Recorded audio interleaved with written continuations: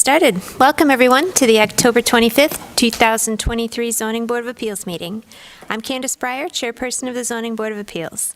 The Zoning Board of Appeals is a 9-person volunteer board nominated by the mayor and approved by City Council. First, we will hear from Planning Services, represented tonight by John Barrett. Then the applicant or their representative will make their presentation. Applicants will have 5 minutes in which to make their presentation. Staff will keep time and will announce when 30 seconds are remaining. Public comment is available in person or remotely.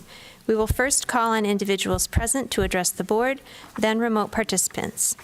To speak during a public hearing or during public comment remotely, press star 9 if listening by phone, or use the raise hand feature if viewing through the web link. For phone access, call 877-853-5247 and enter meeting ID number 938-1648-1007. City staff will select callers that have raised their hand using the last 3 digits of their phone number or by name if available for those accessing through the web link. You will hear an automated announcement that the host is allowing you to speak. When speaking, please move to a quiet area and mute any television or background sounds. We may ask questions of either the city or the applicant. We will acknowledge any written comments received by the board. We will allow an appearing party to express their support or objections. The board will then discuss the appeal and formulate a motion to approve the appeal. 5 affirmative votes of the board will be required for an appeal to be granted. Finally, any qualified party who is aggrieved by a decision of the board can appeal that decision to the Washtenaw County Circuit Court on a timely basis. Roll call, Candace Breyer, I am here. Todd Grant. Here. Dave DeVarty. DeVarty here. Chris Madigan. Here.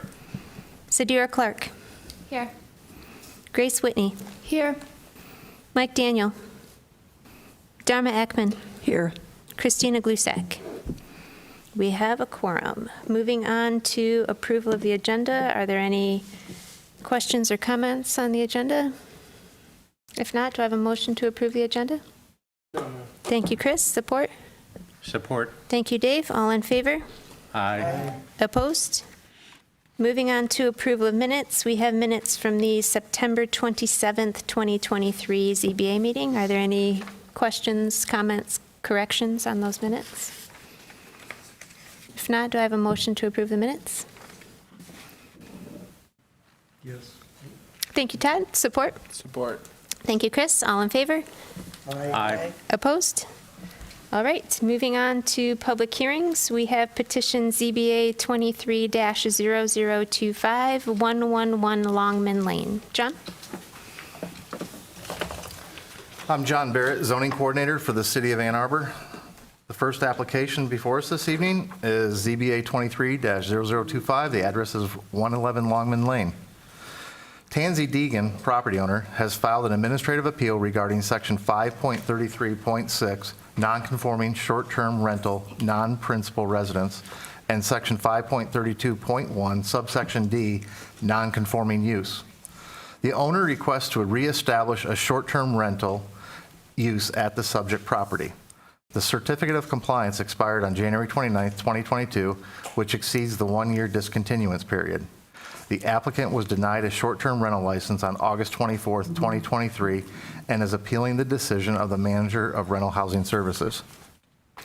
The subject property is located north of Jackson Avenue between Longman Lane and Veterans Park in the Arbor View neighborhood. The home was built in 1929 and is approximately 924 square feet in size. The 3-bedroom, 4-occupant rental home has a current certificate of compliance that was applied for on July 10, 2023, and approved on August 14, 2023. The previous certificate of compliance expired on January 29, 2022. Approximately 18 months passed between the expiration of the 2 rental registration certificates. Ms. Deegan claims to have been operating a short-term rental home prior to the certificate expiring on January 29, 2022, but ceased operating the business due to COVID-19. City Council adopted a new short-term rental license ordinance in March of 2021 and amended it to specifically allow short-term rentals less than 30 days that are not owner-occupied in residentially zoned districts if the business was in an operation prior to May 23, 2021. A short-term rental property that was in operation was required to apply for the short-term rental license to obtain their non-conforming status with the rental housing department. Ms. Deegan failed to comply with the above requirements and therefore does not meet the non-conforming status to operate an STR as the one-year period has expired and the proper certificate was not obtained. Ms. Deegan is permitted to operate a rental home, but it cannot be leased for periods of less than 30 days. Supporting evidence and documentation has not been supplied by the appellant other than an attached email and photos that you have received. If you'll turn your attention to the monitors. The first slide is the location map, the zoning map. You see the highlighted parcel in blue in the center of your screen. The next slide is the area map showing surrounding properties and existing conditions. As you see, it's just east of Veterans Park and just north of Jackson Avenue. The next slide is the zoomed-in aerial photo of the subject property. And the next slide are the photos that I took on my inspection of the property. You see the front of the home from Longman Lane. This is looking at the side of the home down the driveway. Next slide is the side yard. And the next slide shows the rear yard. Chris McFarland with the Rental Housing Department is here this evening to answer any questions that you may have, but that completes my presentation. I can take any questions that you may have at this time. Thank you, John. Questions for staff? Todd? Yes, I have a bunch of questions, but should I direct them to Chris McFarland rather than you, John? You can ask a question, and if I can't answer it, then we can go to Chris. Will do. So my understanding is the city's position is that this was a legal, non-conforming use before the new ordinance. Is that correct? In other words, let me say it differently. Renting property in this part of the city was an allowed zoning use. Is that correct? Yes. Okay. Does the city know when the property was first rented, either on a short or long-term basis? We do not. Let me ask a different question. Before the ordinance, before, let's say, May of '21, is the city satisfied that the property was in fact being used as a rental property, or is the city unclear about that? No, it had a certificate of compliance prior to May of 2021 to be a rental property. Okay, so just to be clear, the city is satisfied it was being used as a rental property before the ordinance? Correct. Okay, and the city's position is because the applicant didn't file the paperwork within a year, that means they've discontinued the use of the property. Is that correct? No, so the proper paperwork to apply to be a short-term rental was not applied for or received prior to the deadline date. The certificate of compliance expired in January 2022, and so they didn't operate it as a rental house for 18 months, then came to the city and said, we want our certificate of compliance again, and by the way, we want to do short-term rental. So both the original certificate of compliance expired and the time frame to be a short-term rental expired as well. Okay. Does the city know if it was being used as a short-term rental before the new ordinance? According to the applicant, I believe that's their stance, that they were doing that prior. But there wasn't an ordinance in effect not allowing STRs previous. Understood. A couple of more questions. Have there been any physical changes to the property? The pictures here just show a normal residence. It's not been modified anyway, but perhaps there's something else where there was a sign that said, future home of Joe's Donuts or something like that. There have been no changes to the property, I take it? No changes that I'm aware of. Okay. So the city is basing its position on essentially not filing the correct paperwork timely. Yes, along with the certificate of compliance expiring. Understood. And if they would have applied for a new certificate of compliance, that information would have been conveyed to them to give them that opportunity if they wanted to do an STR at that time to apply for it. One more question.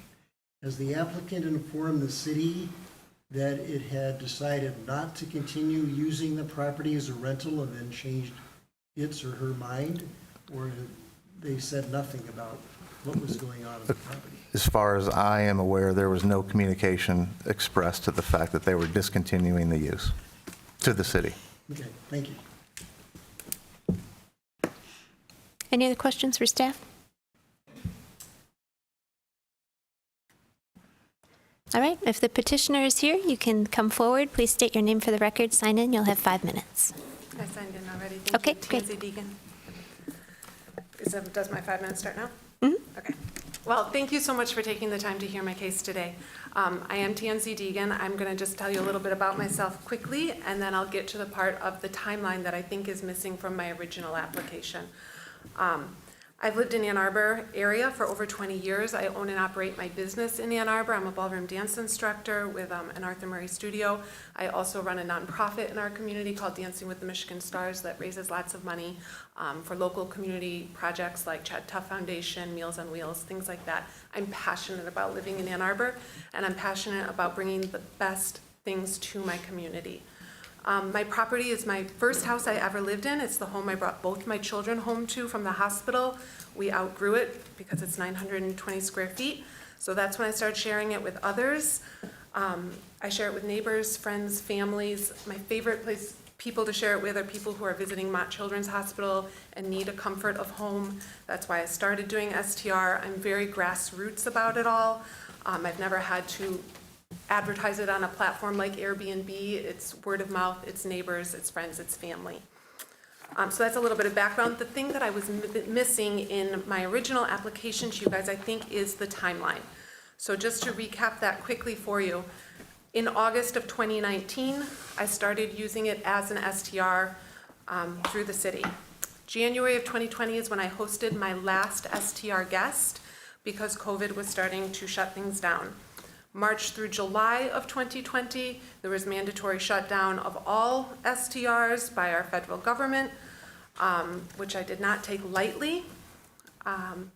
July 10th of 2020, I signed a long-term lease, a 3-year lease, with a tenant because it was unclear at that time how COVID was going to continue, and it was also unclear at that time that I could not go more than 12 consecutive months without using it as an STR because this was in 2020. March 2021, almost a year later, is when the city of Ann Arbor put the new STR policy into place. I did receive a letter at that point. The only thing listed as a stipulation on that letter was that you have to be able to prove you were using it as an STR prior to March of 2021, which I was able to do, and that was sent in with my original appeal. You guys have copies of several leases in that original, not in the original appeal, in the original application. So that was in March of 2021 that the city changed the policy on how to operate, but of course I was 1 year into having a 3-year renter in there because at the time I really thought that that's what was safest for my community given the pandemic. So that renter moved out August 1st of 2023.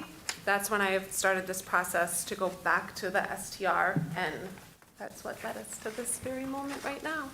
I appreciate you guys hearing me out on that. I'm happy to answer questions. I'm just looking for what's fair here, and I think that given, I know that I'm a unique case in that we haven't dealt with a pandemic like that ever before, and the time lapse and things that happened in that time, and we all responded differently, but I truly felt I was doing what was best for my community by putting a long-term renter in there at that time, and I was just trying to do the right thing like I am now. I want to be compliant. I'm sorry if it didn't end up that way, but I would do whatever it takes to get compliant.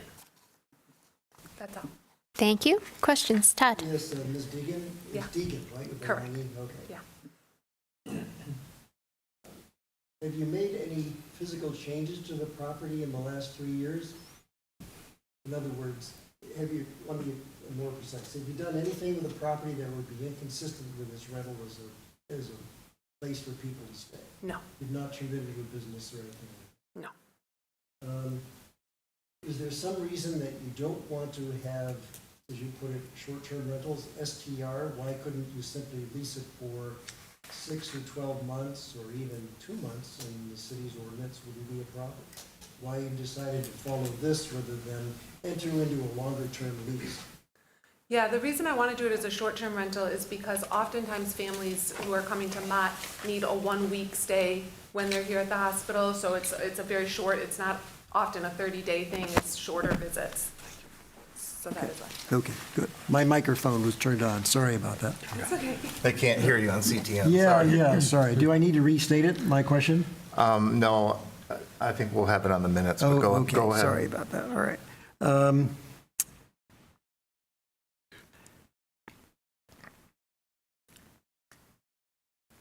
During all right. So the home, from your presentation, the timeline has actually had somebody living in it pretty steadily. There was a 3-year lease, and then that ended in August. Correct, yes. Okay. And again, that lease was signed on July 10th of 2020, right in the heat of the pandemic, when I really thought that that was the right thing to do. Okay. Did you ever think at any point of selling the property rather than using it as a rental? Did you decide not, at some point, not to use it as a rental and perhaps sell it, or have you always decided to hang on to the property? At this point, it's still my intention to hang on to the property, Okay. yeah. Okay. I have no further questions. Thank you. Thank you. Any other questions for the petitioner? I guess I, Yeah, go ahead, Dave. so you had a number of short-term leases prior to the pandemic, Correct. and you were, for how many years were you running it as a short-term rental? From August of 2019 just till January of 2020. So it's just under a year. Correct. And then with the pandemic that spring, I guess it hit in March or January, March is when it was shut down, yeah. and things shut down. Okay, and at that point, short-term rental shut down. Correct. I understand that. And that was due to the pandemic as to a personal choice that you made Oh, right, to no. change your nature of business. Correct. It was because of the pandemic and the mandatory shutdowns. Yeah. Thank you. Any other questions?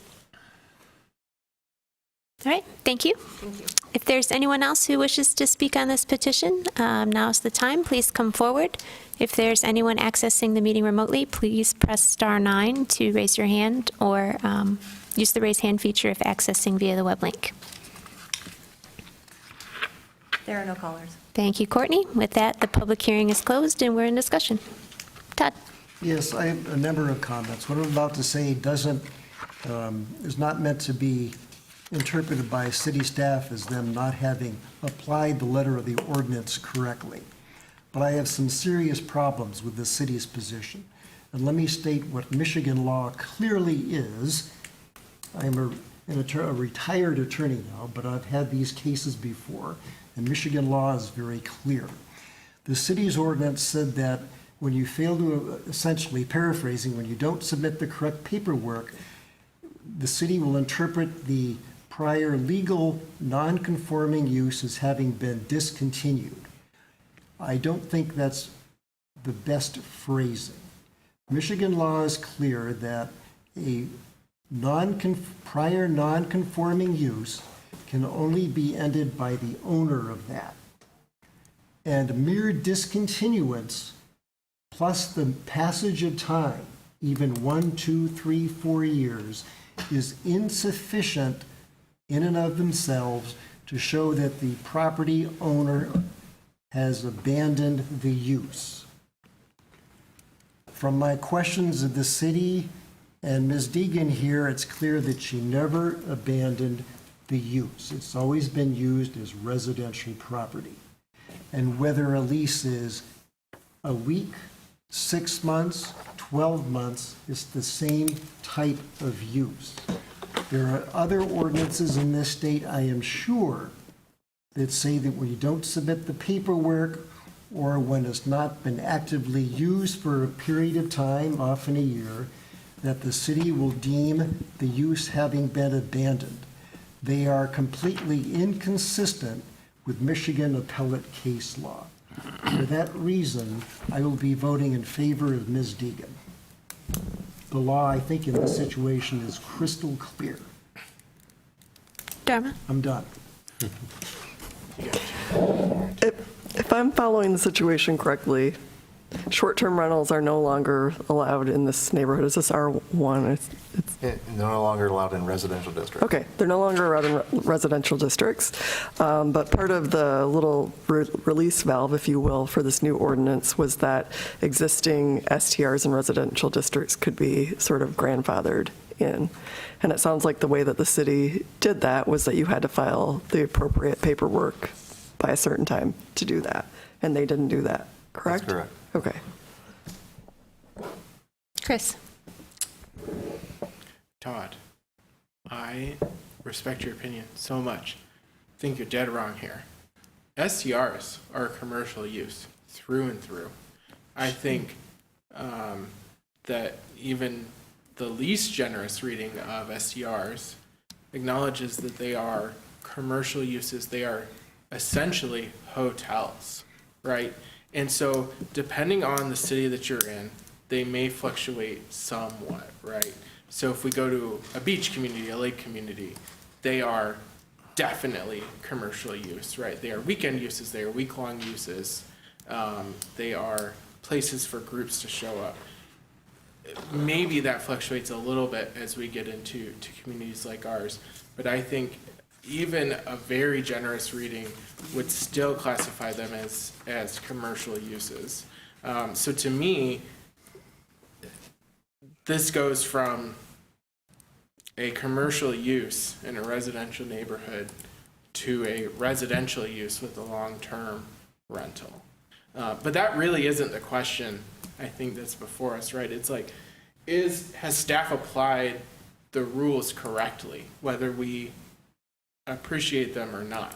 And I really haven't seen a lot that says that they haven't applied it correctly.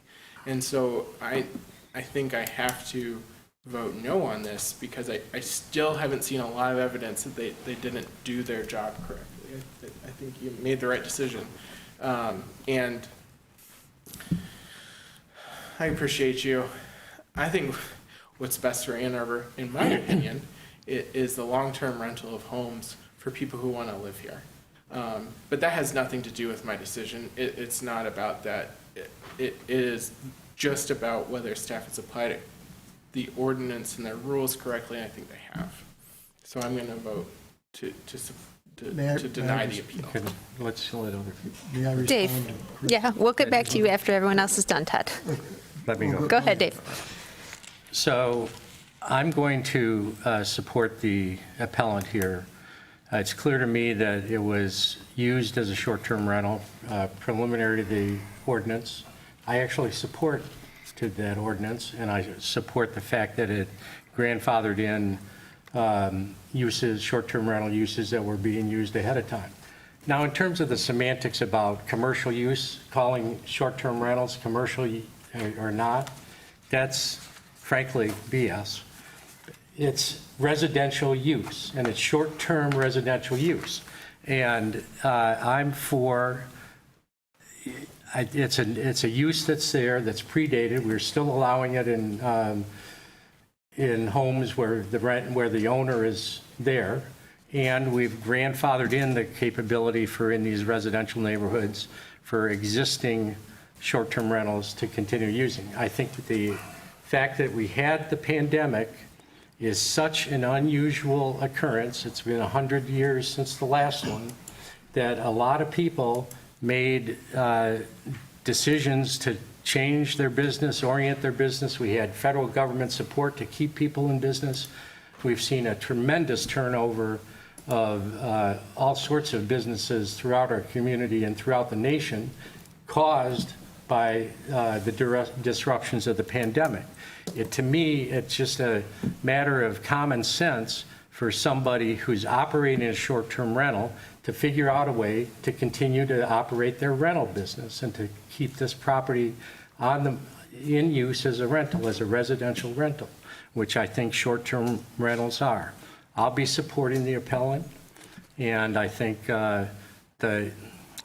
it's unfortunate that the city's change in this ordinance or the application of this ordinance to limit short-term rentals coming into the community. It's unfortunate that it was timed to happen when the pandemic was changing the way people operate and live in this community and in this world. So I'll be supporting the appellant. Grace, did you still have a comment? Okay, Todd. Yep, so several things regarding Chris. Chris, you are correct that short-term rentals are very likely a commercial use in this state. Appellate courts haven't firmly decided. There's an unpublished Michigan Court of Appeals opinion from 2021, In re Cherry Home Association, where the court held that short-term rentals did not establish a residential use. But renting the property as a rental place for property under a lease is also a commercial use. And both the city and the applicant stated very clearly, it's not being disputed, that it was used as a rental, whether short or long-term, before the ordinance. Our job here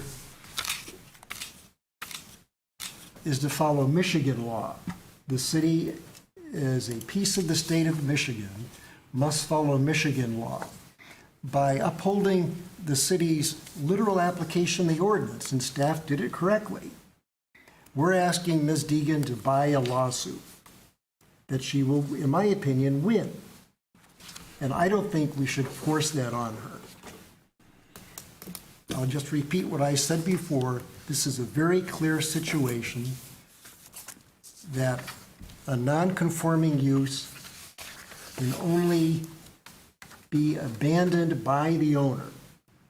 Mere passage of time and discontinuance is completely insufficient. The city is flat out wrong in this case. No ifs, ands, and buts.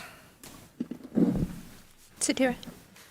I'll be voting to support their case on this, similar reasons. And then also just, you can imagine any other type of business or use. If a store went out of business for a little bit for COVID, we wouldn't then change their zoning designation. The passage of time argument is convincing. So, yep. Yes, Chris, go ahead. Okay. So I appreciate your comments. Dave, you referred to this several times as a business. It's And the same as I any understand. rental, I any know rental what- I know what operation you is a mean. business. But I I'm a think landlord. For me, aside from whether they applied the ordinance correctly or not, it's clear that short-term rentals are a business. As is long-term rental. No. It is about the effect the use has on the area, right? And the effect that long-term rentals have on a residential area is by definition very different from the effect that short-term rentals have on a neighborhood. Also, the implication that we do not discontinue uses based on time of not using them is incorrect. Oftentimes, especially in the state of Michigan, special uses, permitted uses, have a date associated with their obsolescence. If you discontinue use of something, whether it be a short-term rental, I work in the wireless industry, a wireless tower, whatever it may be, time is sufficient to discontinue that use. So any assertion that it can't be discontinued with time where it is not operating is incorrect. And I'm not a lawyer, but I am a planner, and I know that to be true. And so I appreciate you all. I think staff has applied the ordinance correctly. I'm not an attorney. I'm not going to apply state law to this. I think they made the correct decision based on the ordinances that are in place, based on the city practices that are in place. And I think if you vote to overturn this, you're saying they incorrectly applied the rules and ordinances of Ann Arbor to this. And I do not believe that that is the case. So I have a question for staff. So the petitioner indicated that she received a letter when the new ordinance went into effect and said, hey, you need to apply for this, whatever it is, to keep your business active or functional or permitted or whatever. Was there, do you know, a date on that letter that said if you intend to continue your short-term rental, you need to apply or submit something to the city by X date? I'll let Mr. McFarland answer that, and I think he also wants to have a few comments and address some of the things that have been said tonight. We requested those to be submitted prior to March 1st of 2021, the effective date of the ordinance. But to clarify, the city's position is that they may not reestablish this non-conforming use because it's been documented that it hasn't been a short-term rental in over 3.5 years. The UDC is clear that you may not reestablish a use after 1 year discontinuance. So those timelines aren't really a part of this. Todd? I'm not saying that the city didn't apply the city's ordinance correctly, the correct language. I'm saying the city's ordinance is inconsistent with state law.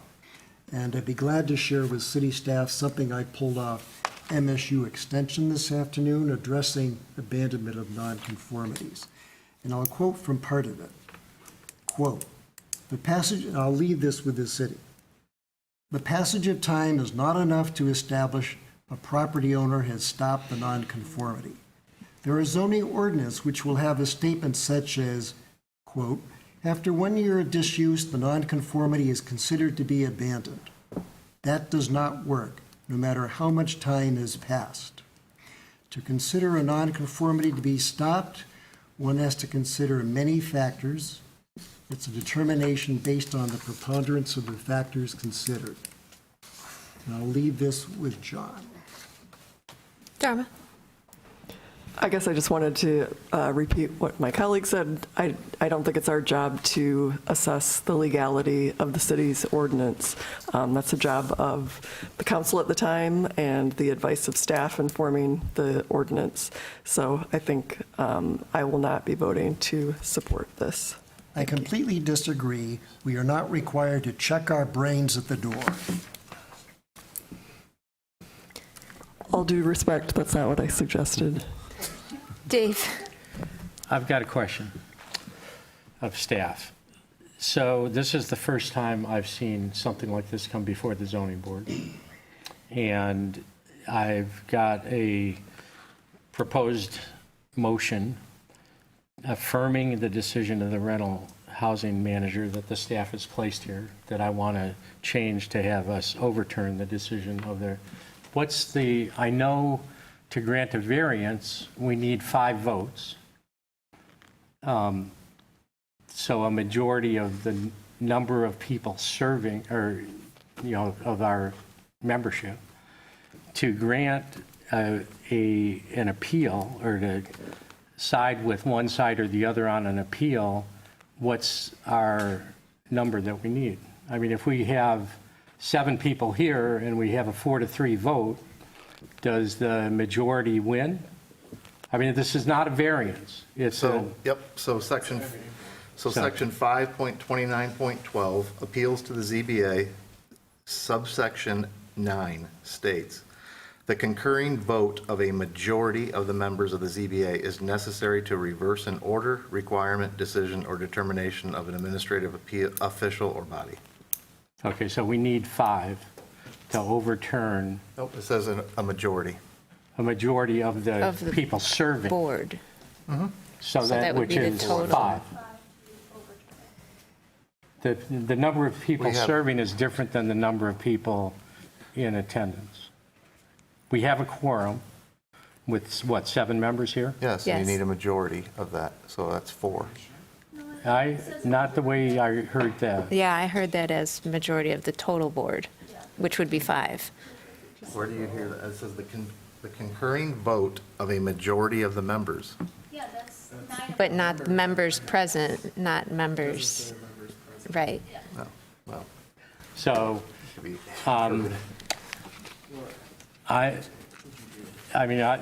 I'll hold off if there's further discussion. I'm not sure how much more further discussion we have. I think the positions are clear, but I'm prepared to make a motion to overturn the staff decision, and if it goes down, then it's, as stated by our chair at the opening of the meeting, the appellant has the right to go to circuit court. You don't need to create a new motion, just read the existing motion that's before you, and then you vote No, on it. I'm going to make the motion the way I want, which is to overturn That's fine. that, okay. I don't, sorry, I don't have the sheet in front of me. I like Dave's idea of making the motion in the affirmative. And so, right. It already is. It already is. Is it? Okay, then, yeah, never mind, sorry, I don't. So so you're saying you would make a motion To to overturn. overturn staff's decision? Correct. So a yes vote would be To overturn in support of the the applicant? Correct. Just as most of our votes, a yes is in support of the appellant. And a no vote would be agreeing with the city's interpretation In of this the case. ordinance? Well, that says it's written. No, it's not. Yes, it is. It says hereby affirms the decision. That's not what I want to do. Yeah, a no vote would affirm the decision. The way I'm going to make the motion. And people can vote against it. People could make a different motion. ZBA 23-0025, 111 Longman Lane, administrative appeal. The Zoning Board of Appeals hereby overturns the decision of the rental housing manager that the subject property does not meet the requirements of Section 5.33.6, non-conforming short-term, non-principal residence, and Section 5.32.1, subsection D, non-conforming use. The short-term rental license to rent for less than 30 days has hereby been granted.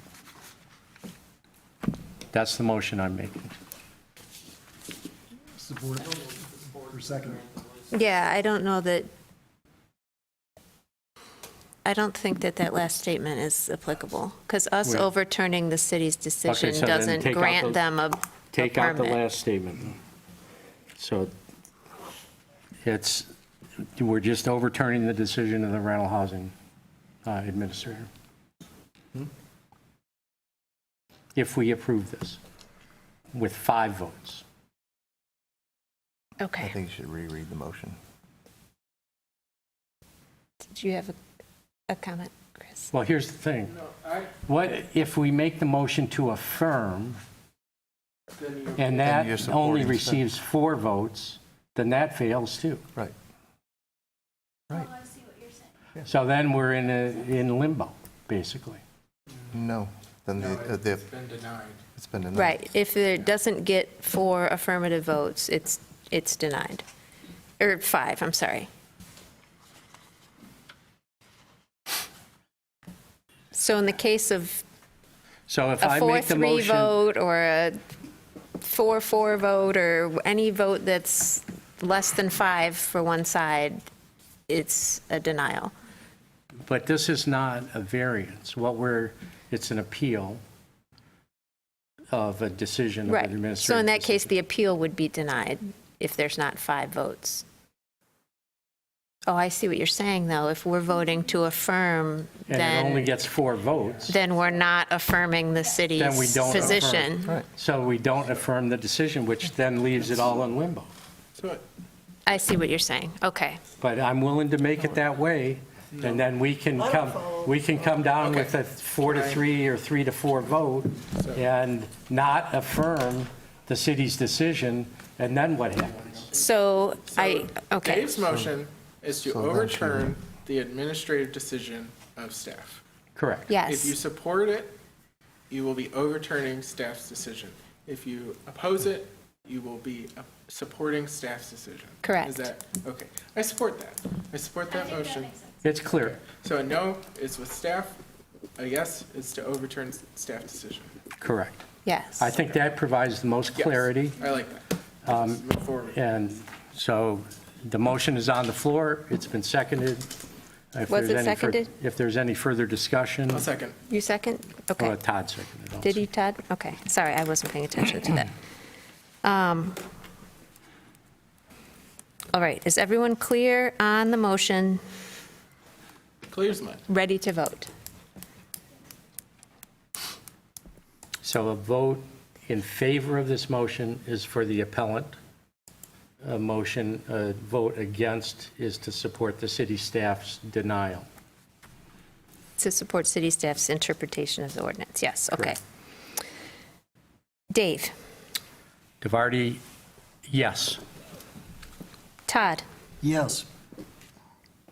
Chris? No. Grace? No. I also vote no. Dharma? No. Sadira? Yes.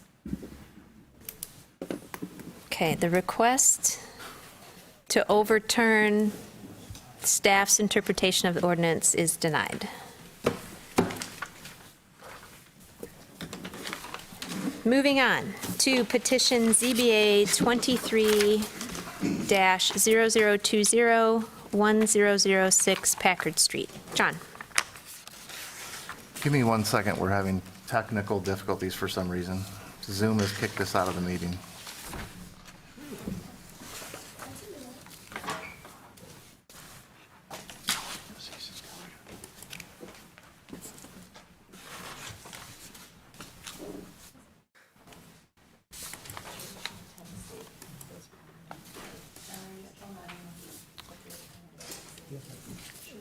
I should be in the meeting. It says I'm in the meeting, but it's not allowing me to.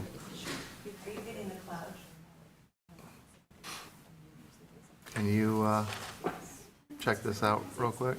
Like it said it was disconnected, and so now, but I'm back in, right? You should be, So it says I'm screen sharing, right, and so we're seeing your screen. but it's not allowing me to advance. There it goes. I don't know what's going on. It kicked me out. All right. So is it, that's up? All right. Yeah. Good. All right. You good? Yep. It did disconnect for a minute, though. Yeah, I don't know what's going on. All right. Where did Dave, is he coming back? Go ahead, John. We're moving on. We didn't recess, All right. so. 1006 Packard Street is the next petition before us this evening. Chris Vessels, representing the property owner, is seeking approval from Section 5.32.2, subsection C, alteration to a nonconforming structure. The applicants are requesting to convert the basement into a 3-bedroom unit. The roof will be altered by the addition of 2 new gables that will create new living space on the 3rd floor. The existing 3-unit rental property contains an efficiency apartment and 2-bedroom and 3-bedroom units on the upper floors. The alteration will increase the number of bedrooms to 13, while the number of units remains at 3. The corner lot property is zoned R4C, multiple family dwelling district, and is nonconforming for lot area, lot width, side setback, and front setback along Brookwood Place. The subject property is located at the intersection of Brookwood Place and Packard Street in the Burns Park neighborhood. The home was approximately 1,644 square feet in size and was built in 1925. The existing rental property contains 3 units, a 3-bedroom on the 1st floor, a 4-bedroom on the 2nd and 3rd floors, a 4-bedroom on the 2nd and 3rd floors, and a 1-bedroom in the basement. The proposed changes will increase the 1st floor unit to 4 bedrooms, the 2nd and 3rd floor units to 6 bedrooms, and the basement unit will increase to 3 bedrooms. Level 2 EV charging stations will be added in the rear of the house for additional community benefit. The only exterior changes will be made to the existing roof line to accommodate more functional living space on the 2nd and 3rd floors. There are no changes being made to the footprint of the building, and the parking lot will remain in the same configuration. If you'll turn your attention to the monitors, you'll see the first slide shows the location of the subject property in the center, highlighted in yellow, just off Packard in the corner of Brookwood. The next slide is the area map showing surrounding properties and existing conditions. And the next slide shows the zoomed-in aerial photo. Excuse me, I don't know what's going on with my computer. All right, the next slide is the survey that was submitted with the application. The next slide is the site plan and some photos that were submitted by the applicant. The next slide shows the existing basement and the 1st floor plans, how they currently are in its current configuration. The next slide is the existing 2nd and 3rd floor plans. And the next slides are the new basement and 1st floor plans. So you see the new basement, apartment 1 on the left-hand side of your screen, increasing to a 3-bedroom unit. The 1st floor going to a 4-bedroom unit, and then the 2nd and 3rd floors combined are going to be 6 bedrooms.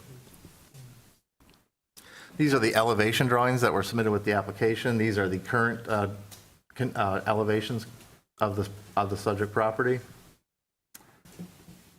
North and west elevations. And then these are the proposed elevations showing the dormer changes and dormer additions. You can see them highlighted in the gray. These are the photos I took at the subject property. You see I'm standing with my back towards Packard and at the corner of Brookwood. This is looking at the side of the property down Brookwood. This is the other elevation, the north elevation. And this is the west elevation, the rear of the property. And this is the existing parking lot in the back of the property. That concludes my presentation. I'll take any questions you have at this time. Thank you, John. Questions for staff? Dharma? Sorry if I missed this. In what way is the existing building non-conforming? It's non-conforming for lot area, lot width, and side and front setbacks. Thank you. So pretty much all the way around, just about. Any other questions for John? But there will be no expansion or increase in the footprint of the building, just going straight up vertically with the dormer and roof additions to make building code heights and meet the building codes for height, light, ventilation. All right, if the applicant is here, you may come forward, begin your presentation. Hello. Hello. All right. So thanks everyone for taking up this consideration. So what we have here, it's a very simple renovation here, taking a rental property. It's currently 3 units. It already has approved living space in the basement. And basically the only thing that we're asking for is to add those gables or dormers into the roof here so we can add functional living space on the top floor. Going from 7 to 13 bedrooms, it's going to have all the plumbing, all of the HVAC, life safety is all going to be upgraded to the modern codes, which is excellent. Going to add some EV charging stations in the back, which I know everyone likes. So, it should be just a very simple, straightforward renovation. I don't know if there's much to say about it. Everything's going to be taking place on the interior with the exception of just adding the gables. And, it shouldn't have any kind of impact on the surrounding property. It's going to be a very nice finished product. So I don't know if I have too much about that. It should be very straightforward and simple. Thank you. Questions for the applicant? Dave? Yep. So I'm wondering, most of the construction is going to be on the interior, but you say you're upgrading all the electrical and plumbing. Are you going to totally gut this and rehab it? Just curious about that. So not necessarily, but it's going to be a significant renovation just because, if you look at the before and after diagrams, bedrooms are going to change. There's going to have to be, updated plumbing to change the locations of everything. So, I'm not going to say it's for sure going to be a full gut, but, windows are going to be moved around. There's going to be quite a bit of changes happening on the inside. It will be mostly substantially renovated, yes. Okay, thank you. Any other questions for the applicant?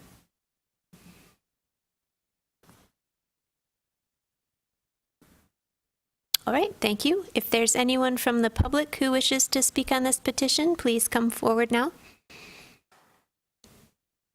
Please sign in and state your name for the record. You'll have 3 minutes.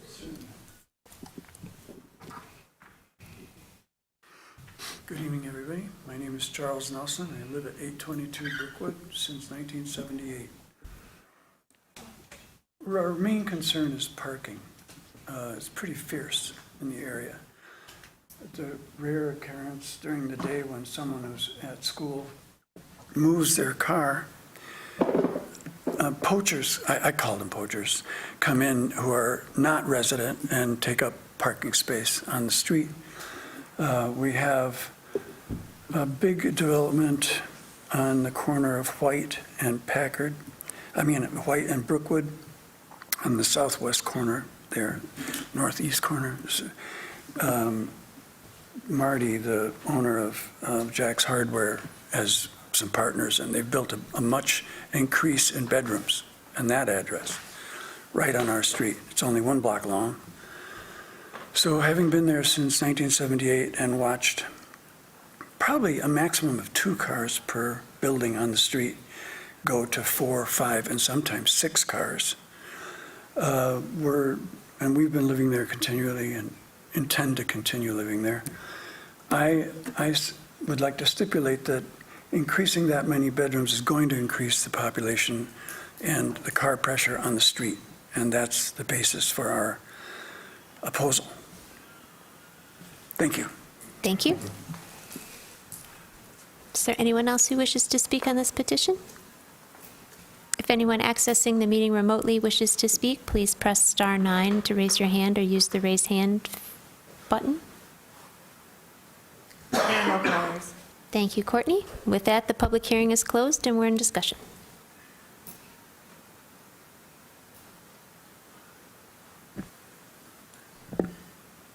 Dave? I grew up on Dewey Street, and I think I've seen both of you before the ZBA before. This neighborhood has changed a lot since I was 5 years old when I moved on to Dewey Street. My brother and I still own the house I grew up in. It's a duplex. We've had numerous offers by landlords to purchase it and, of course, to increase the size of it and jack up the rents. And we charge very modest rents, and that's why our first floor tenant has been there for 12 to 15 years. I can't even remember how long. And the second floor tenant, who I met when I first ran for the Board of Trustees at the community college, and he was in the poli-sci club at Washtenaw Community College and had a candidate forum. He's the upstairs tenant. He's been there now 6 years.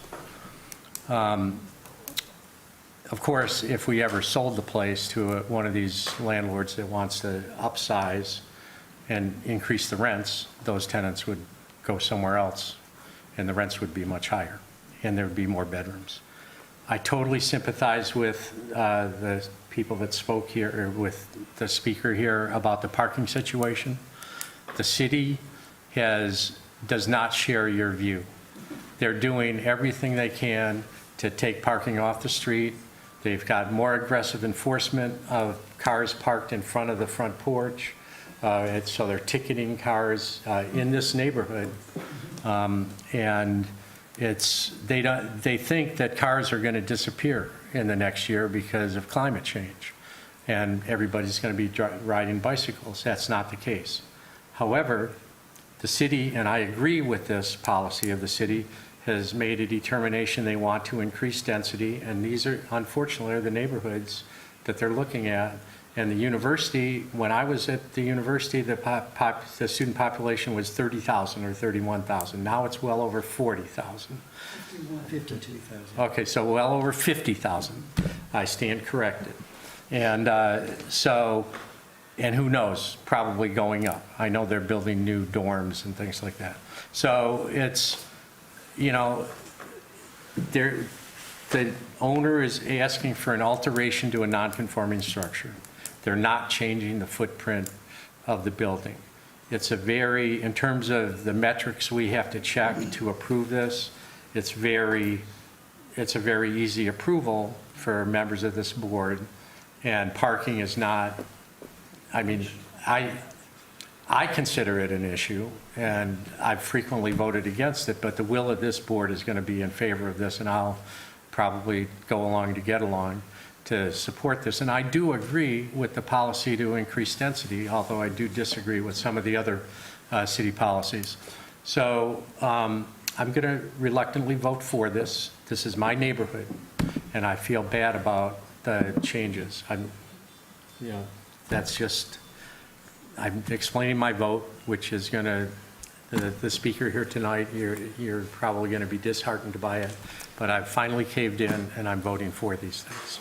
Hold on one, can I, is there music coming out of those speakers? I don't know if it's the gentleman down the hall or the speakers, I can't tell. Yes, there is. There is, yeah, music coming from somewhere. Yeah. Okay. It's the staff person in there.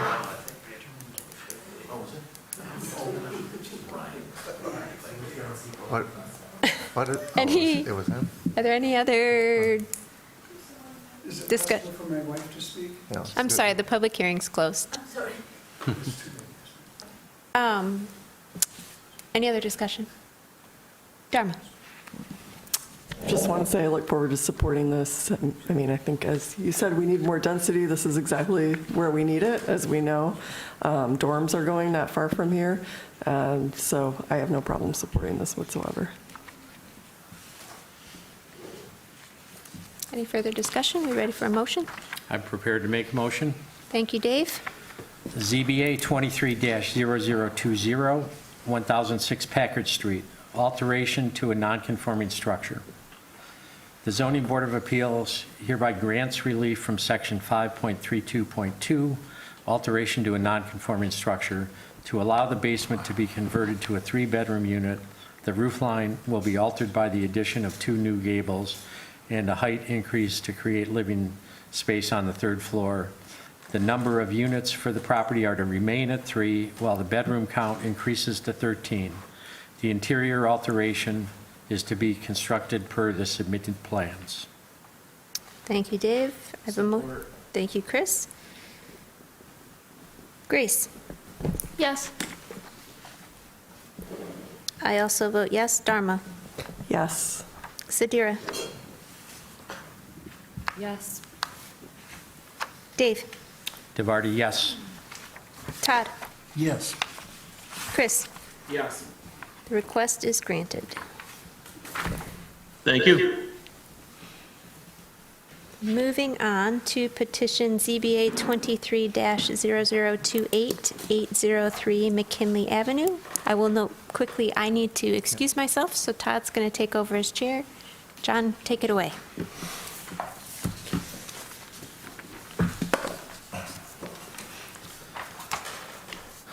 Rob Burrows, representing the property owner, is seeking approval from Section 5.32.2, subsection C, alteration to a nonconforming structure. The applicants are requesting to convert the existing basement below 4 townhome units into habitable space consisting of 2 bedrooms for each unit above. Walls will be added in all 4 units in the basement to make them independent vertically through the top level. The bedroom count for each unit will increase from 2 bedrooms to 4 bedrooms. The property is zoned R4C Multiple Family Dwelling District and is non-conforming for lot area and rear setback. The subject property is located on the northeast corner at the intersection of McKinley Avenue and White Street in the Burns Park neighborhood. The home was built in 1890 and is approximately 4,706 square feet in size. The proposed project will add 2 bedrooms and 1 bathroom and dividing walls between each unit. The unit count will remain at 4, and there are no exterior changes being proposed at this time.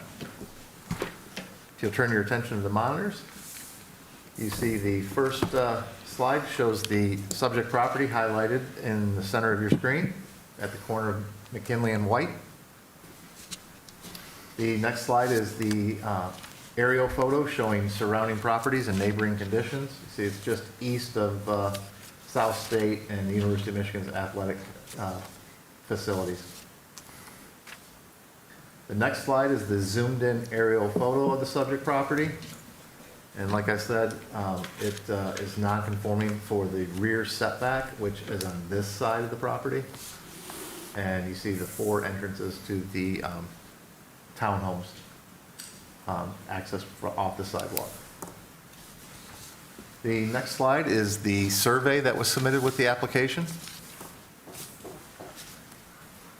The next slides are the floor plans that were submitted by the applicant. You see the existing basement floor plan, which is open underneath to all 4 townhome units.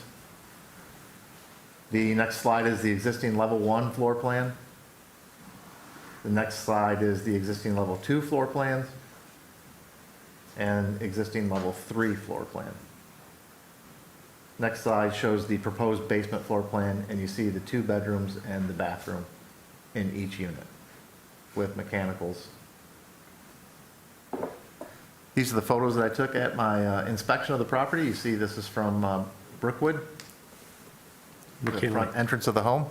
I mean McKinley, excuse me. Too many addresses in my head tonight. And this is the back of the property, the rear of the building and the driveway. This is showing the south side, or the east side of the property between the adjacent property and a driveway going between the two buildings. This is looking at from the back of the property out towards White Street. Just another perspective of the front of the building, and you see Yost Field House in the background. That concludes my presentation. I'd take any questions that you may have at this time. No questions? Just a comment. Oh, It's Dave. not Yost Fieldhouse anymore. It's Yost Ice Arena. Sorry, Yost Fieldhouse was in the days of Kathy Russell. I'm showing my age. All right, the applicant. Please state your name clearly, sir, and then you have 5 minutes. Very good, thank you. Rob Burrows, OX Studio, representing the petitioner. I will sign in once, and we'll avoid it the next 2 times.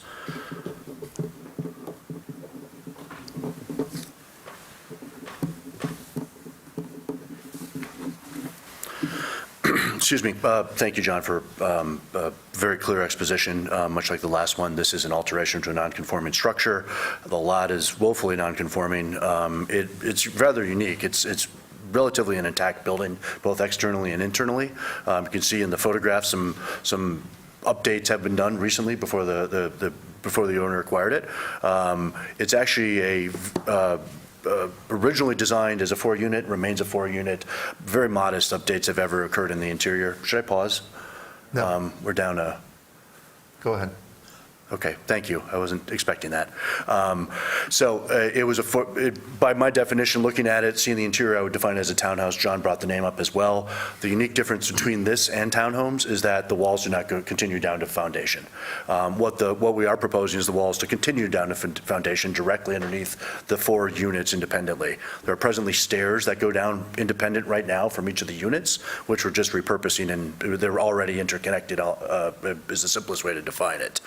We're proposing 2 bedrooms in the basement. We'll obviously have to develop that to match egress and light and ventilation levels.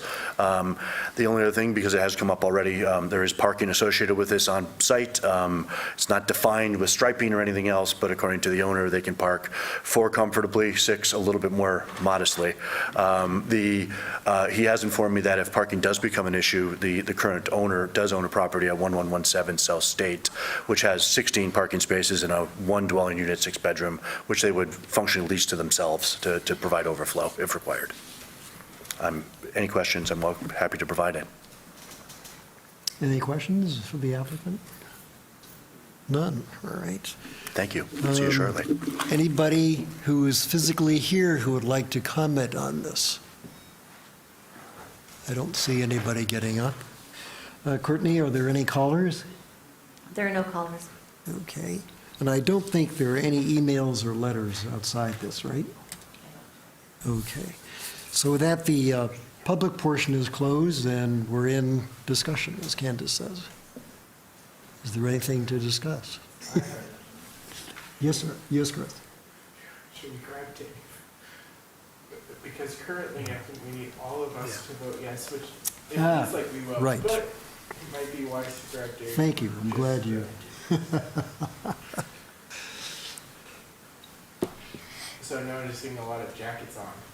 It is cold in It here. feels cold. I mean, somebody forgot to throw a few coals on. It's the new painting, yeah. It is cold. I don't remember the room ever being this cold. It's freezing in here. I blame John.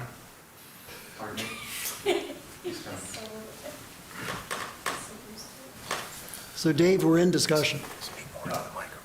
Nothing to say that I didn't say on the last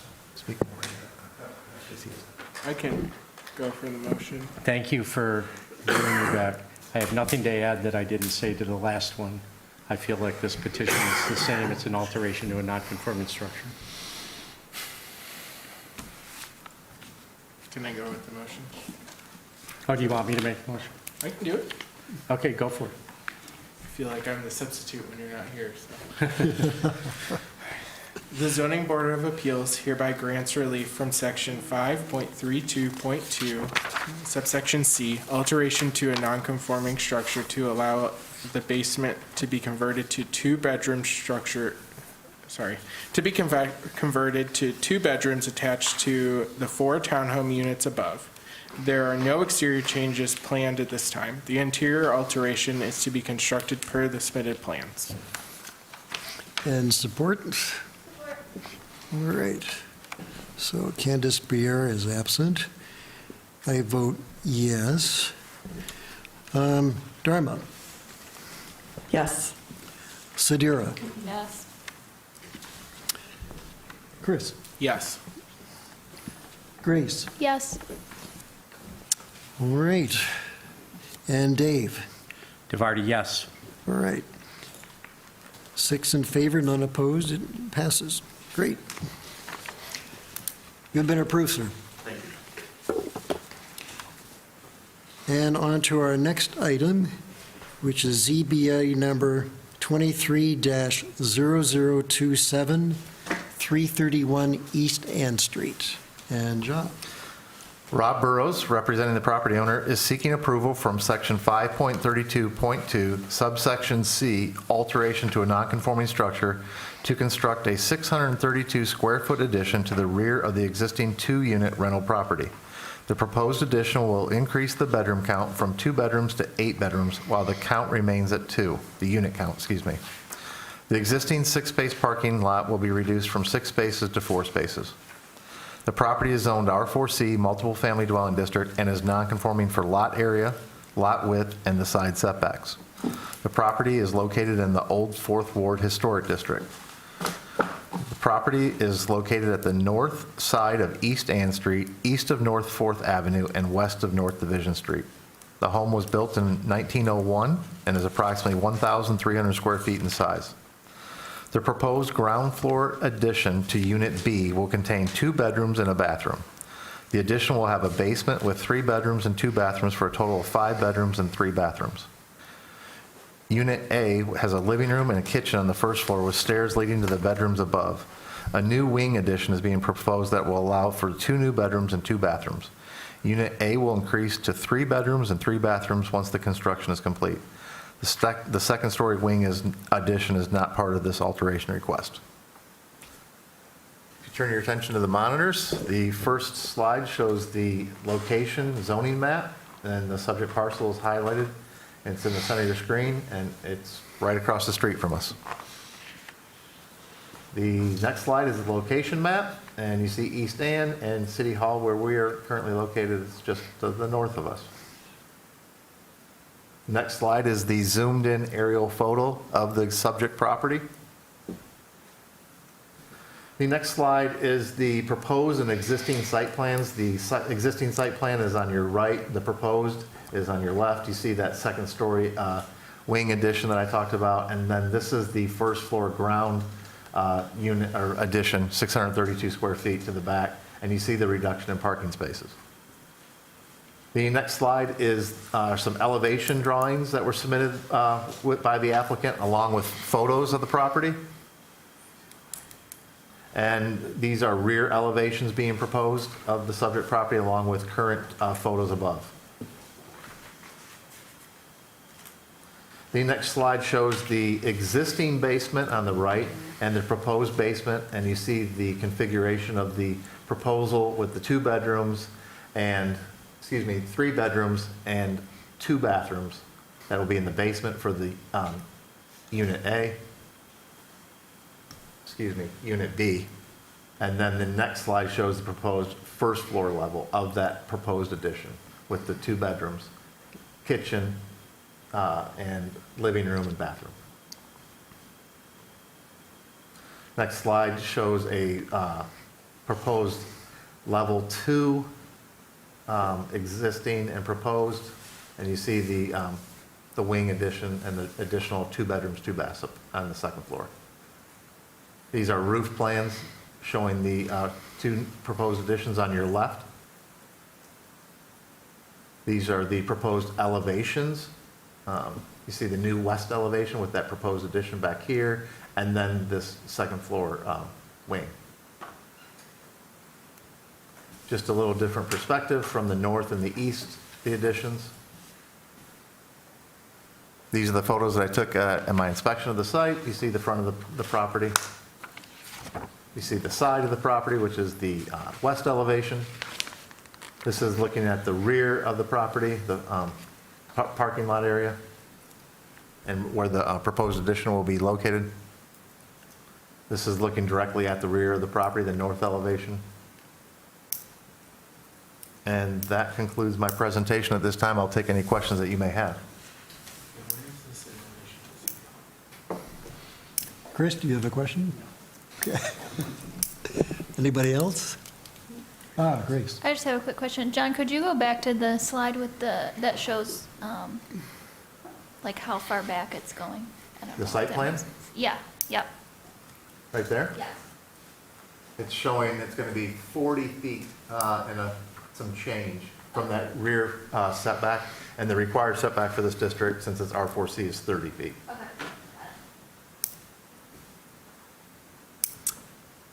Any other questions? So there's no variances, just reiterate that. It's all an alteration, just because it meets the setbacks and it's going along the same plane as the existing side setbacks on the east side. So it's not increasing the nonconformity, basically, or no? It's not going any closer. It's to not yep. getting any more nonconforming Correct. than it is, okay. Tom? Dave? I do have a question of the petitioner. So is there, or do I wait? Wait till he does Wait his till he does- presentation. Okay. Please. And I will say, that I don't know if the date is correct off the top of my head. The applicant can correct me. This went to the Historic District Commission and received approval on October 12th.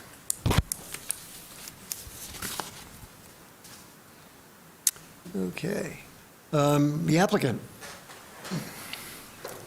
Can it be both of us or one at a time? Share my, It's going to be both of you, and you both have 5 minutes combined. Great. you can sign in while I speak. Sure. Rob Burrows, OX Studio, representing the owner, Ryan Pantaleo, who wanted to speak for a few minutes as well. Thanks again, John, for the very clear exposition. Again, this is an alteration to non-conforming. Unlike the first case, this is an addition to that existing building. One of the key things to point out is that this is in the old Fourth Ward Historic District. On the 12th, we did receive unanimous approval for it, which we're very pleased with. We went through great exercises, great lengths to work with the HDC staff to get to that point of approval. So you'll see something here that's been vetted heavily already from not only a planning but a design perspective. The question was asked, does this creep any more into any of the existing? It does not extend any further into the west side yard, which is the, I don't know which way, the west is easy enough to describe. We actually do set back the building on the east by 9 inches, and then it comes back a little bit further to kind of close out that gap. There's no different additional conformance, and there is no variance required because we don't extend to the rear yard at all. Front yard's not touched. There's one more point I wanted to bring up specific to that. Even the addition that buttresses on the back of the existing single-story addition is set back 6 inches from the edges as well, from the side. So we've gone to great lengths to kind of minimize any impact that extends this beyond the existing footprint of the house. Ryan may point it out, but I'll also bring it up. There's been a wonderful outpouring of support from the local community internal to the Fourth Ward, which we think is very important to point out as well. Fully in support of this project. And with that, I'll defer my additional minutes and wait for questions. Hi, thank you for your time. You might recall I was here in the March of this year's meeting. Time flies, we're already in the fall. So thank you for your time and the opportunity to present. My name is Ryan Pantaleo. I live at 201 East Ann Street, just as I did in March, which is 5 buildings away from this property. I am a neighbor to this property. I'm a member of the Old Fourth Ward Historic District, and I really care about this neighborhood and this community. I recently completed the project at 511 East Ann Street between May and September. Some might call it a miracle. I may have lost, I didn't lose any hair from it, but I did lose a few years of my life. I met the owner of 331 East Ann Street, and I've owned it for a few months now. It's been deeply miscared for the last 10 years. The maintenance owner, the maintenance man, Ben Smith, used to live in the upstairs apartment. He lived there for 40 years. We talk several times a week. I care deeply about adding density to this neighborhood, but not maximizing it. You'll notice from the addition, it's barely visible from the street. I consulted a significant amount of neighbors, part of the historic board of the HDC, to make sure that they felt comfortable with what was being put forward. And we made several modifications per Jill Thatcher's feedback. So I don't have a ton more to add. I appreciate the opportunity. We're asking for a total bedroom count of 8, which I realize is a significant increase from where it is today, but it is below the maximum allowable density, which would be 12. And I'm really excited about the potential of restoring this home and walking by it every day. So thank you for your time. I appreciate it. Any questions, Dave? I just have a simple question. Please. I noticed from the photos, the rear parking area is not improved at all. Are you reducing the number of spaces back there? I assume you are because you're extending 6 back. down to 4, that's correct. So you're going down 2 spaces. That's correct. And then will that be a paved parking area? I don't believe it's actually not, it's a parking area, thank you for defining it, it's not a parking lot. So I Right. don't believe at this time there's any specific elements for improvement. We may do that in the future. If you have more. please. Yeah, we're going to add gravel. That was acceptable per I E the know there's HDC. like an issue with permeable Correct. water Yeah, that's one of the- infiltration, and if I was worried that you were putting pavement back there and would reduce the No, it will be possibility of, gravel. Yeah. or increase the amount of water runoff. So that was my question. Thank you. Thank you. Any other questions of the applicant? Anybody else here in the room that would like to comment on this project? Thank you, gentlemen. Thank you. Any public callers, Courtney? There are no callers. All right, in that case, I need to note the letters in support, and there are a bunch. There's a Crockett email of support, I'm probably going to mispronounce some of these people's names, I apologize, a Hudelin email of support, Kennedy email of support, Berzana email of opposition, Ritter email of support, Smith email of support, Wilson email of support, Weinberg email of support. And with that, the public portion of the meeting is closed, and as Candace says, we're in discussion.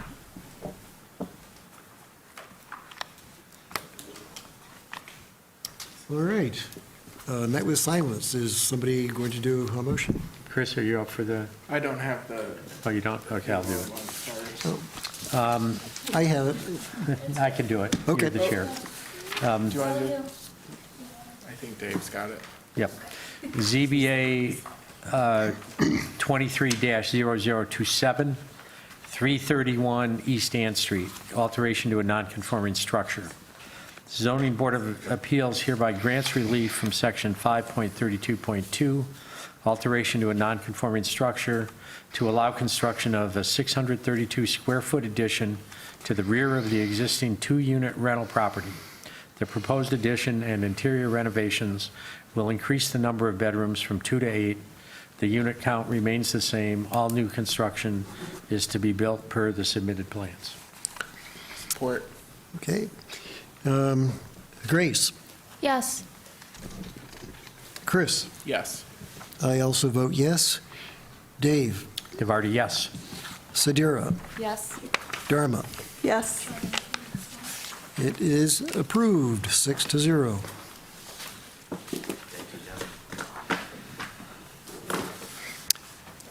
Thank you. You've been approved. Thank you. The next item on the agenda is ZBA 23-0026, 526 Detroit Street. John, take it away. Rob Burrows, representing the property owner, is making 3 requests. The first, variances of 2 feet 1 inch and 2 feet 11 inches from section 5.16.6, subsections 2D, accessory uses and structures. These variances are required for the east and south side of an existing detached garage to allow it to be converted to an accessory dwelling unit. The second, the proposed addition to the rear of the home will require approval from section 5.32.2, alteration to a nonconforming structure to allow the addition to be 3.82 feet from the side lot line. It will not encroach further into the side yard setback than the existing residence. And the third is the addition also requires a 1-foot 8-inch variance from table 5.17-3, multiple family residential zoning district dimensions to encroach into the required 30-foot rear yard setback. The subject property is zoned R4C, multiple family dwelling district, and is in the Old Fourth Ward Historic District. This project, like the previous one, went to the Historic District Commission and received approval on October 12th. At that meeting, or prior to that going to the Historic District Commission, there was one other variance request for this application. The original addition was going to encroach, instead of 1 feet 8 inches into the rear setback as it is now, it's going to be 5 feet 6 inches, or 5 feet and some change. The meetings with the HDC requested that addition be reduced. At the time when it was going to be 5.5 feet into the rear setback, that addition, along with the garage, was going to exceed the 35% allowable rear yard setback area that we've had those before, which was at 37%. Since that meeting and the Historic District's decision, that addition was reduced down to 1 feet 8 inches, therefore taking the total area into the rear setback down to 34%. So that request was removed. So hopefully I made that clear enough, and I'll also do that on the site plan as we go along. The property is located at the northeast side of Detroit Street, north of East Kingsley, and the southwest of North Division Streets. It is across the street from the former Treasure Mart. The home was built in 1901 and is approximately 864 square feet in size. The applicants are proposing a 1-story addition to the rear of the existing home. The addition will contain a 132 square foot bedroom. The detached garage is to be converted into an accessory dwelling unit that does not meet the required 3-foot setbacks from the side and rear lot lines.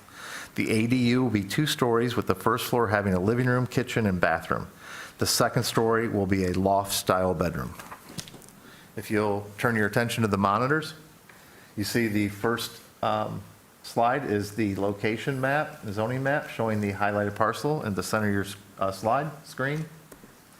The next slide is the aerial photo showing surrounding properties and neighboring existing conditions. And the next slide is the zoomed-in aerial photo of the subject property. The next slide is the survey that was submitted with the application. You can see the proximity of the garage to the south lot line and the east lot line, and that is where these variance requests for the ADU are being requested. And you see the current home is 3.82 feet from that side setback. The next slide shows the proposed addition in the highlighted box right here where my cursor is, and you can see that it's only projecting 1 feet 8 inches. Previously, it was projected to go 5.5 feet into here, so when that addition was going to be 5.5 feet along with the garage, it was going to exceed the 35% rule, but it does not now. So that's why it's not part of this request. And then you see the proposed addition, and its distance to the side lot line remains the same as the home at 3.82 feet. Does not encroach any further, but still requires that alteration to a non-conforming structure. And then in the corner, you see the proposed elevations of the ADU in the back. The next slide is some photos and some elevation drawings that were submitted with the application. You see the addition right here coming off the back of the principal home, and then the ADU right here. This is from the rear yard. You see this taken from Detroit Street. You kind of see the addition to the back, and then on the other side of Detroit Street, you see the ADU. And just as you can see them above on your screen in the photos. A comparison and contrast, if you will. The next slide is the new basement and the existing basement of the addition in the back. And then the next slide shows the first floor of the proposed ADU garage, and then the addition with the bedroom and a bathroom. The next slides are new level 2 addition and demo plans. And then the next slides show different perspectives and elevations of the proposed construction.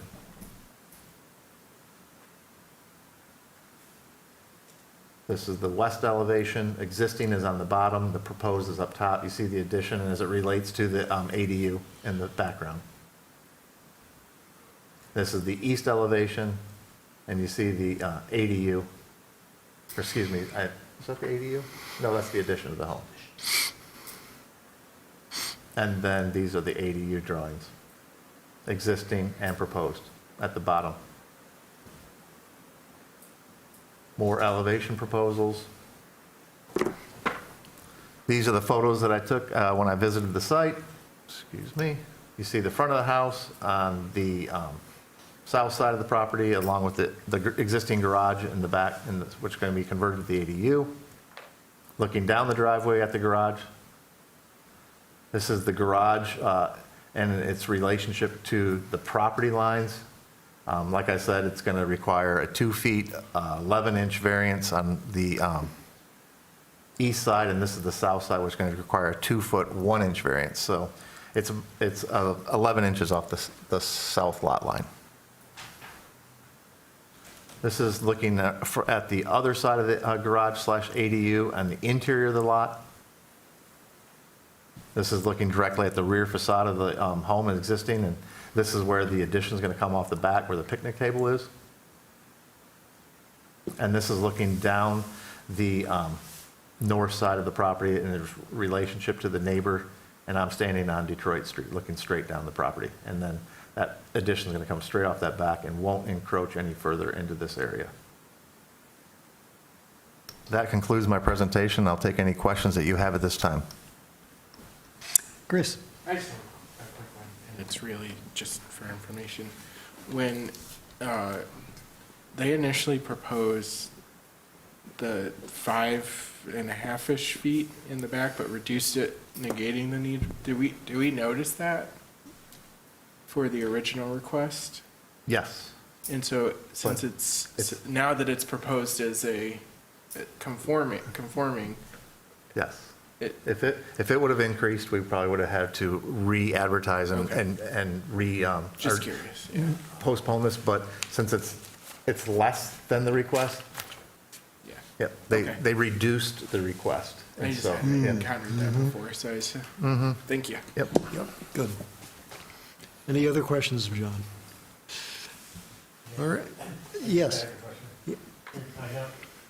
It's not part of the current plan, but if they were to put a front porch, a nice front porch you could sit on and put eyes on the street from the residents here, would they need any further application, or is that something they could just do with a building permit with the city, with our current porch regulations? That last picture you had up there showed the existing porch. Right, and I'm just looking And I at- was just thinking if they extended it all the way across and had a little porch there you could sit on. So based on what I'm seeing from the aerial photos and the average front setbacks, almost all these homes are exactly on the same building plane. So I would say they could, just at a real briefly, without doing any measurements, it appears that it's a possibility. But as with any new construction or any deviation from the plan, it would have to go through the Historic District Commission first, and then to the Gotcha. Zoning Board of Appeals, before anything can be done. Thank you. All right, the applicant. Have we seen you before? You look familiar. I introduce myself. Rob Burrows with OX Studio. If I may follow up on that point briefly, there's the house to the immediate north is literally the kissing sister of it. They have a weird appendage addition on the back, but the porch is identical. I have a crazy hunch, we love front porches in our office too, and I love them personally. I have a crazy hunch that because it matches so closely to the other, Ms. Thatcher probably would not look fondly upon me to approach her on that topic, so just wanted to bring that up. Again, John, thank you once again, third time, for great exposition. I don't have a lot more to add. This is a little bit more unique. I'm sure you folks at ZBA have seen crazier lot lines than this. This is one of the most bizarre ones. I honestly have to admit I learned something from John in particular on this, that how you actually calculate a rear yard when you've got this crazy leg jutting off one side. So now I know how to do that. I'll be able to address it a little bit faster in the future. But again, this is a relatively simple, benign addition and maybe relatively unique in front of you guys with the ADU.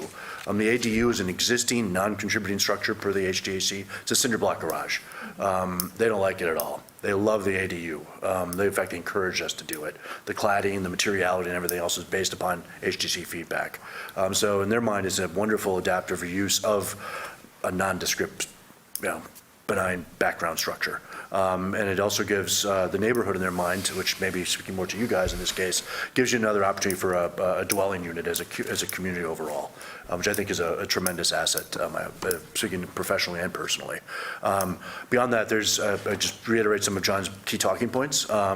The addition is relatively minor. The head clearance is getting up to that second floor. It's basically 2 dormers create the occupiable space on the second floor. You'll notice on the backside, there's a very modest amount of inboarded dormers, meaning just an extension of the 2 that are on either side. It's basically to get headroom, to get a stair up there. Right now, it's almost a ship's ladder. So all of this is basically updating the kind of the really challenging interior environment of an old house. We're really not proposing much in terms of not maximum density.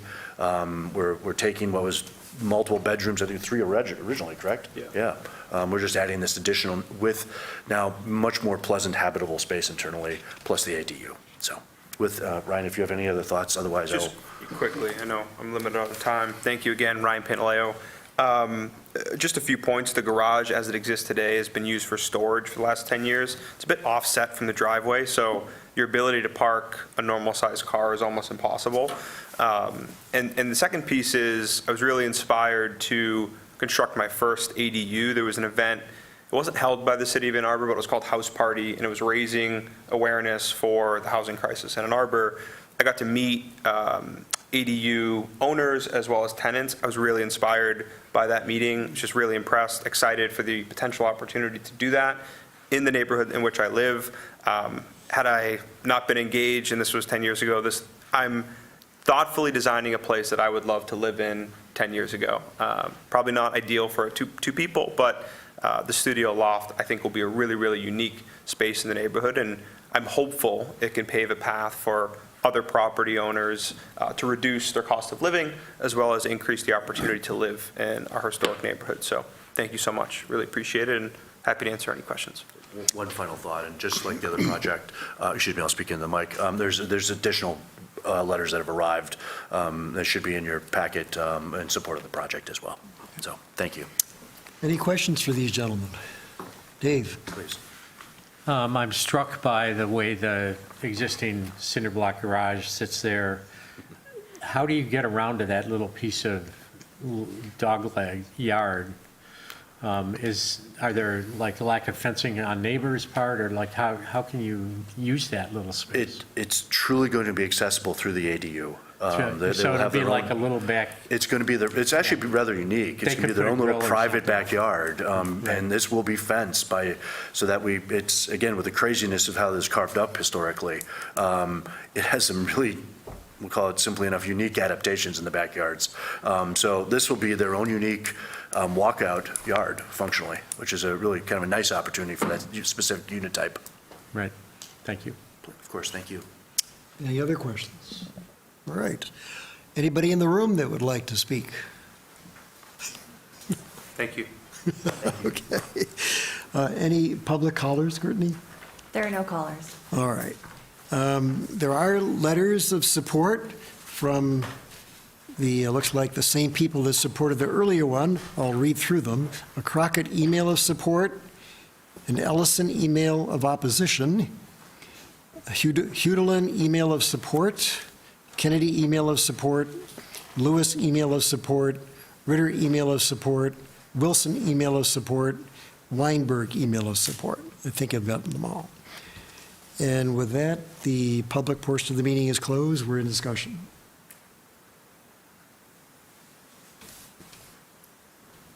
Okay. Oh. I just have one. Yep.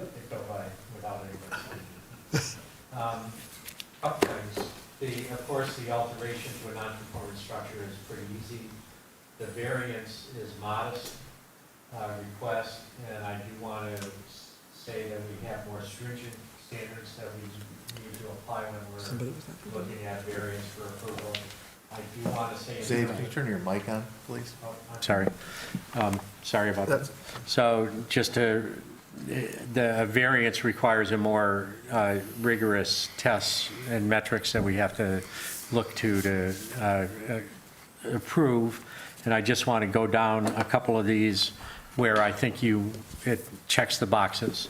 One, there is a practical difficulty exceptional to this particular property, and I point out the shape of the lot and the way that existing structure sits on the lot. You're not changing that structure, but with these variances, we're acknowledging that and the shape, the unusual shape of the lot, at the same time being able to make productive use out of that structure. Additionally, allowing the variance, I believe, will result in substantial justice being done considering the public benefits with adding an ADU with more housing, and considering the support from the historic district people and the neighbors who have testified in support. I think that all speaks to allowing this variance will result in substantial justice being done. So I feel that your variance requests do check boxes for us.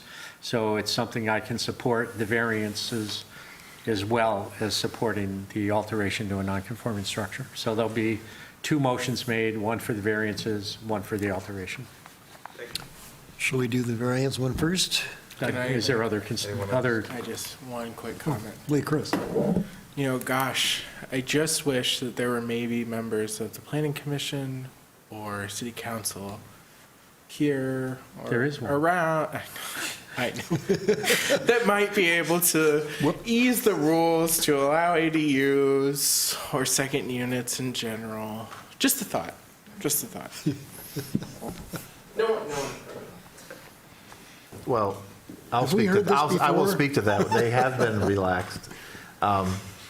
There have been modified.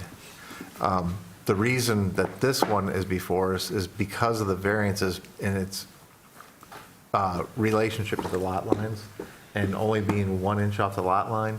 Is that a lot or? So it gives anybody in the proximity a public forum whether to speak in for or against that, if they were an adjoining property owner. When you change a structure that's only going to be 1 inch off a lot line, it really should go through the correct variance procedure, regardless of making it easier for ADUs. But we have made it significantly a path of less resistance to approve ADUs. No, yeah. Some feel you're right. Some feel there was less input. I don't know. I'm just a thought. Just before I make that motion, I'll speak to John. The fact that we put this on for the variance has enabled residents, neighbors, and the historic district to comment in favor of it. So that's. Or against it. Or they could have Yep. against it, but in speaking in favor of it, Yep. it checks one of our boxes in terms of justice being done considering the public benefits of our zoning ordinance.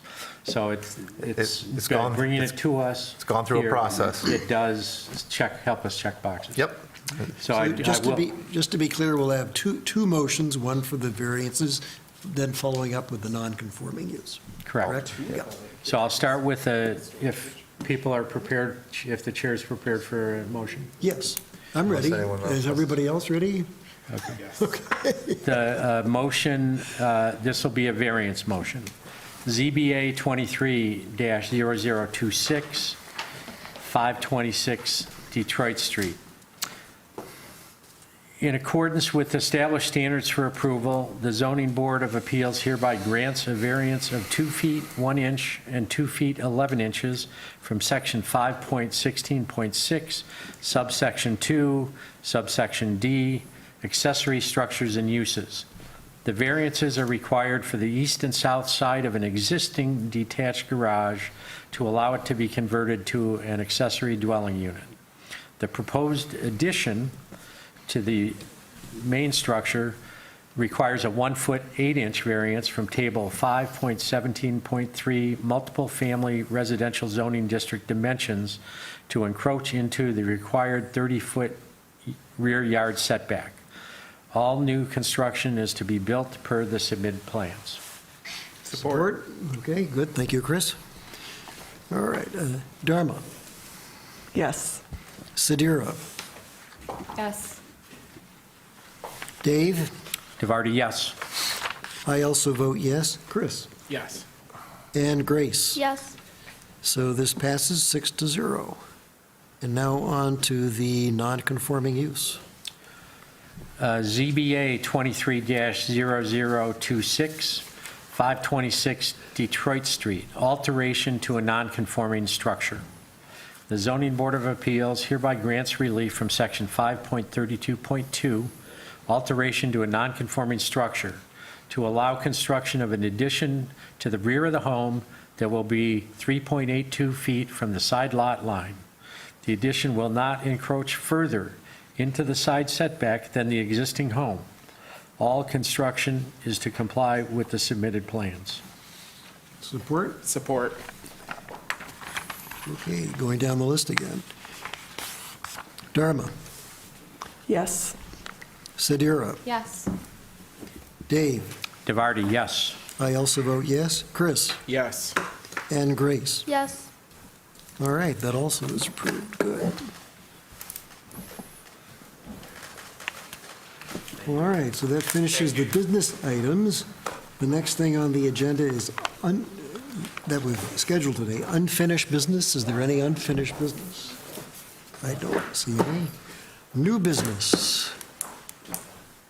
All right. Communications, I don't think we received any other than the ones that were acknowledged before. There is no public comment.